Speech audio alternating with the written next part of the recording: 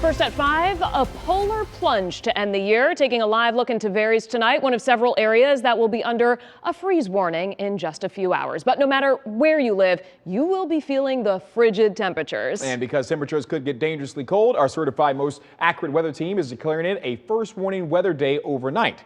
We have team coverage this afternoon to get you prepared. West 2's David Jones is in Marion County, where farmers are preparing to keep their livestock warm. I want to start things off with first warning chief meteorologist Tony Manalfi, who's live outside, getting a taste of that cold air firsthand. Tony. Well, I tell you what, it brings back my youth growing up in the Northeast, Stuart, guys. Let's talk about what's going on right now. We have a shield of clouds overhead, and a lot of times it acts as a blanket, but these clouds aren't sticking around. They're going to clear out, and because of that, we are calling tomorrow morning a severe weather warning morning because of the cold and those wind chills that will be in the 20s. Now, when we take a look at the frost and freeze advisories, 5 of our counties are under a freeze warning. Inland, Volusia, and Flagler. Coastal Flagler now under a frost advisory. North and west of I-4 is really going to be the trouble spots there. And one of the other things I want to talk about, the wind chills. Because the wind chills now area-wide, for the most part, are going to be ranging from 22 to about 32. We have cold weather advisories in play for all of Wednesday morning. One of the things we need to look at are those temperatures, and you're going to see we are talking about most of Marion County dropping back into the upper 20s. Right here along the I-4 corridor, the 417 to 429 will be about 33 to about 37 degrees.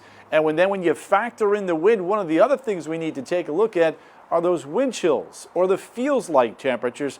Look at Marion County, low 20s there, metro areas, upper 20s, low 30s, even coastal Brevard County, normally one of the warmer spots, they are going to be in the upper 20s to the low in the mid 30s. It's all about the function of the wind. We'll provide an update on that throughout the course of the 6, 7, 10, and 11 o'clock shows. Guys, back to you in the studio. All right, Tony, thank you. And our team coverage continues in Marion County. West 2's David Jones is live in Ocala. David, it's already pretty chilly where you are. It is. We've seen a variety of people out and about here in downtown Ocala in various layers, some more bundled up than others. But here in the horse capital of the world, it's not just humans we have to think of when we're telling people about these frigid temperatures. Some call it cold, others just chilly. This is not cold. Everybody out there is going to hate me, but sorry, this isn't cold. It was 76 degrees in Jacksonville yesterday. It's freezing today. This is not really cold, this is chilly.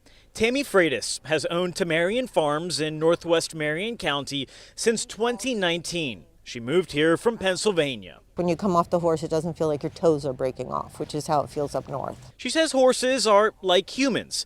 Each one is individual with its own personality and its own tolerance of temperatures. Every horse is different because some horses have more hair than others, and also every owner is different. Of 55 horses on the farm right now, some are owned by different owners who choose her farm to board. If they want their horse blanketed at 50 degrees, we'll keep the horse blanketed at 50 degrees, but then we try to make sure it's a lighter weight blanket. The horse blankets are coming out across Marion County with its massive equine industry.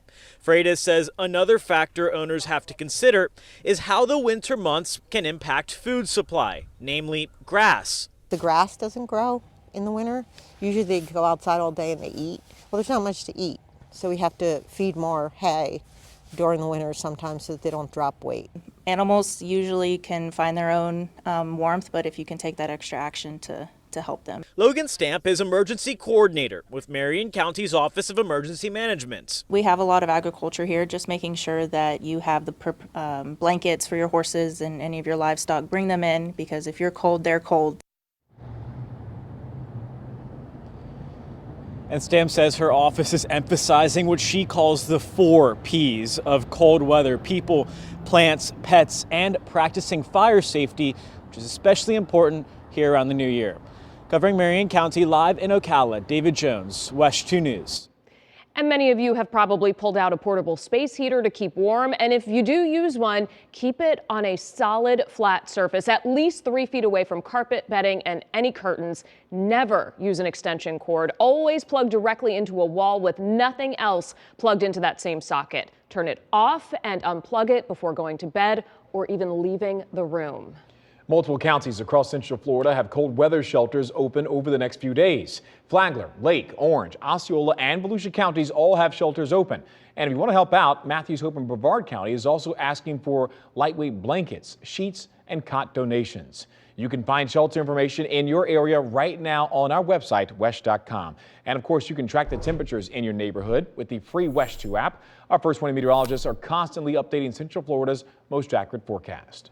A Melbourne family is looking for justice after they say their father suffered serious and permanent injuries trying to break up a fight at a restaurant. The newly filed lawsuit says those injuries eventually led to his death. WESH 2's Brevard County reporter Megan Moriarty explains where that case stands. 63-year-old Mark Senti was a grandfather, father of 4, and husband. The CEO and co-founder of Advanced Magnet Lab was described as a respected business owner in Brevard County for over 30 years. He couldn't stay still, so he was always busy, always fixing things, building things. But his family says his life changed on May 6, 2024. This is video from that night at a restaurant in Melbourne. The video shows a fight breaking out between two men. Mark Senti is in the white collared shirt. His son says he was trying to tell the two men to leave. That's when this happens. Very difficult to watch the video. It's very difficult to not want to have been there to protect him. Mark went to the hospital and was told he was suffering from a brain bleed. As a result of that brain bleed, he developed a seizure disorder. And he had his first grand mal seizure, like Wade said, in September. And he was battling with that. The hope was that he was going to recover and it was going to get better. Former state attorney's office prosecutor Alex Moya is representing the Senti family. Unfortunately, in January of 2025, Mark was found dead at the marina where he docked his boat many times. Moya says the medical examiner ruled Mark's death a drowning, but says they couldn't rule out traumatic seizure disorder. So throughout 24, we were waiting for an arrest to happen, and we were confident in the legal system that the process was happening.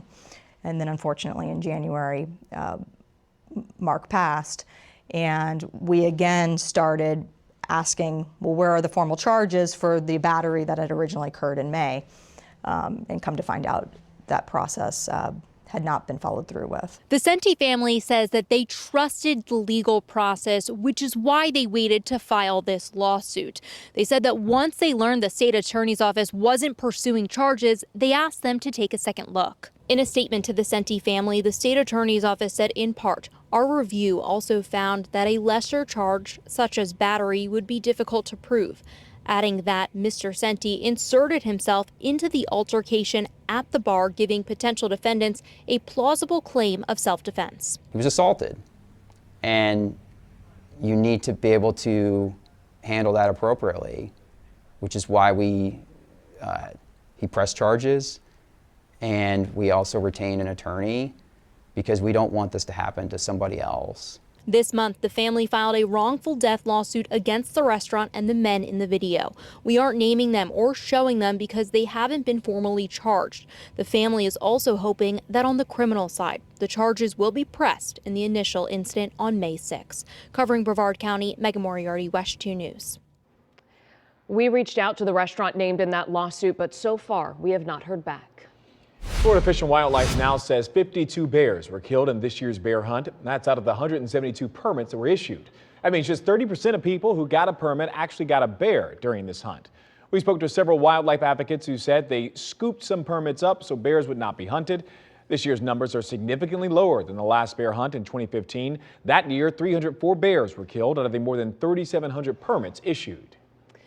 A grandmother who investigators say was overwhelmed by caregiving responsibilities is now accused of trying to end her great-granddaughter's life. The 13-year-old remains in the ICU tonight while the woman sits in the Volusia County Jail without bond. WESH 2's Pamela Combe is joining us live this evening. And Pamela, the grandmother is now facing a felony charge.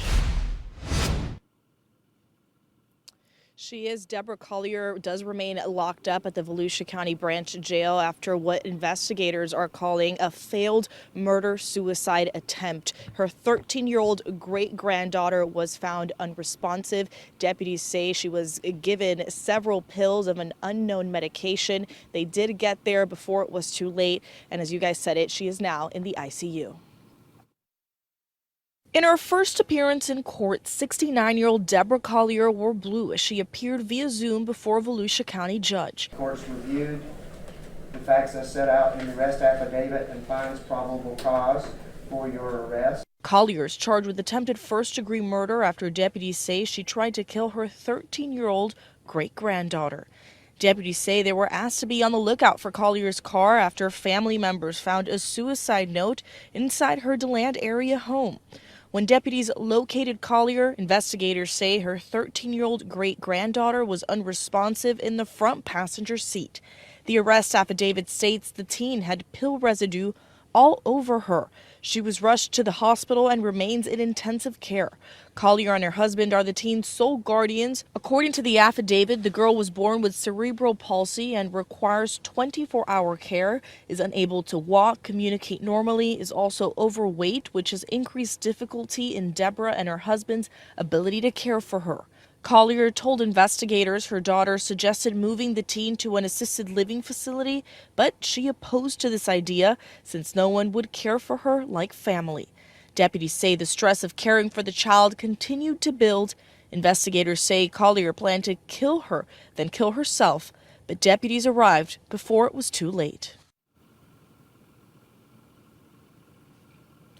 And Collier will remain locked up for now. She is being held on no bond. Covering Volusia County, live in Daytona Beach, Pamela Combe, WESH 2 News. Remember, if you or someone you know is struggling or in need of help, you can call or text the Suicide and Crisis Lifeline at 988. It is available 24/7 in both English and Spanish. Still ahead, tragedy strikes the NASCAR world yet again. The father of a 3-time Daytona 500 champion killed in a house fire, his mother in critical condition. My firefighters say they had a difficult time battling the flames. Plus, I don't know what was going on in my mind. Total chaos. Because we've never been through this before. A beloved Orange County teacher and her husband escape after their house goes up in flames. Who is now stepping in to help the family? and a cold day leading to a frigid night across Central Florida. First Warning Chief Meteorologist Tony Manolfi will join us back inside to time out the impacts in your neighborhood next.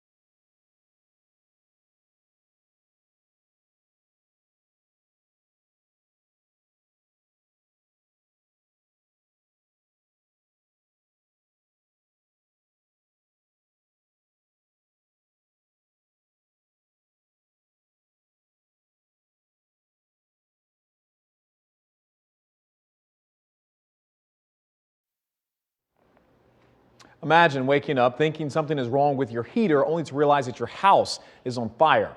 That was the reality for a couple in Orange County today. The fire broke out just after 6 o'clock this morning at a home on Corbett Road, right near Colonial Drive and Challenger Parkway. But as West 2's Michelle Meredith reports, the couple is getting a lot of support from the community, including the school where the woman teaches.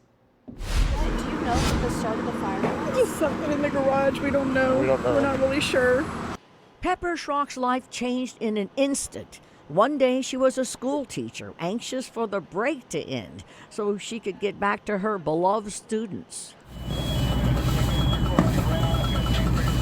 Now suddenly, she's a survivor, escaped a fire that basically destroyed her house early Tuesday morning.